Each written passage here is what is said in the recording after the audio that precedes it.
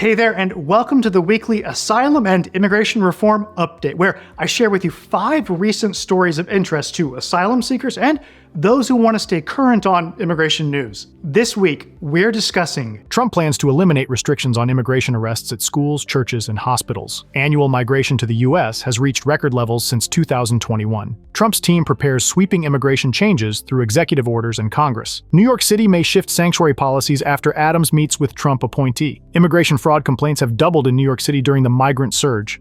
I'm Brian Manning, and I used to be an asylum officer with the government, but now, as an asylum lawyer, I help immigrants all over the country to secure their future in America through asylum. It's my pleasure to bring you asylum and immigration reform updates each week right here on the Political Asylum Lawyers YouTube channel. Okay, let's get to the news.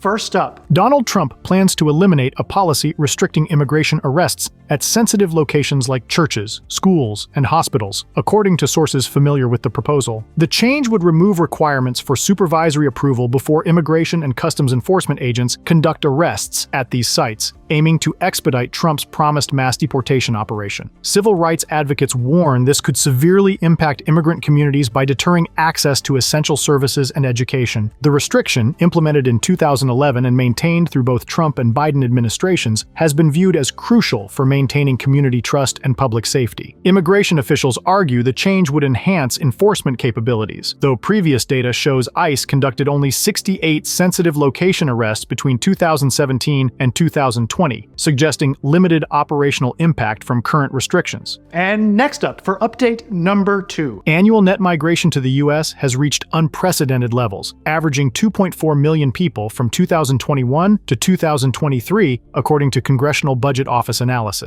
This historic surge has elevated the foreign-born share of the U.S. population to 15.2%, exceeding the previous record of 14.8%, set in 1890. Multiple factors drive this increase, including Biden administration policies, international crises in Haiti, Ukraine, and Venezuela, and expanded smuggling networks operated by Mexican cartels. Government data indicates approximately 60% of recent arrivals entered without legal authorization. Cities and local governments nationwide report significant strain on social services and resources, with metropolitan areas like Denver and Chicago particularly impacted by the continuing influx of migrants seeking refuge and opportunities. All right, time for our third immigration update. The incoming Trump administration plans comprehensive immigration reform through executive orders and congressional action, according to senior advisors. Central priorities include implementing mass deportations, eliminating birthright citizenship, and securing border funding through an expedited budget reconciliation process by February. Immigration advocacy groups and Democratic state leaders are preparing legal challenges, citing constitutional concerns and potential economic disruption. Republican supporters argue these measures reflect voter mandate for stricter immigration control, though implementation faces significant logistical and legal hurdles. The proposed changes would fundamentally alter the U.S. immigration landscape, affecting millions of current residents and future migrants. Economic analysts warn of potential workforce impacts, while security experts debate the feasibility of rapid, large-scale enforcement operations. And moving right along, update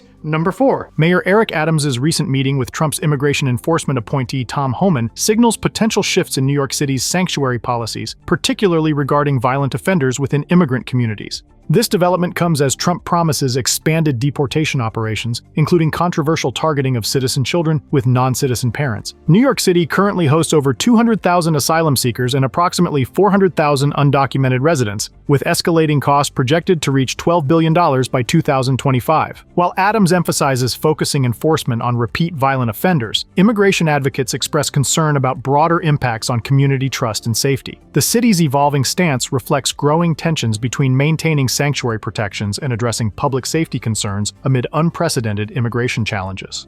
And finally, our 5th immigration update for this week. Immigration services fraud complaints have surged dramatically in New York City amid the ongoing migrant influx, with the Office of New Americans hotline reporting complaints more than doubling from 21 in 2023 to 58 in 2024. The city's Department of Consumer and Worker Protection has received a record 39 complaints this year, ranging from misleading advertisements to missing paperwork. Immigration attorneys attribute the rise to the arrival of over 220,000 migrants since 2022, online scams, and shifting immigration policies. Common schemes include the 10-year green card scam and fraudulent promises of asylum application assistance, with some victims losing thousands of dollars. The Mayor's Office of Immigrant Affairs has expanded legal assistance for asylum seekers, but gaps in services persist, leading immigrants to turn to questionable practitioners. Officials recommend using only accredited providers with proper Department of Justice credentials. And that wraps up this week's immigration news. If you want to win asylum in the United States, then you should call my office today. We help people all over the country, so it doesn't matter where you are. Call us now to schedule an asylum strategy session so that we can help you secure your future in America through asylum. Again, I'm Brian Manning, and it's an honor to serve you in your immigration journey.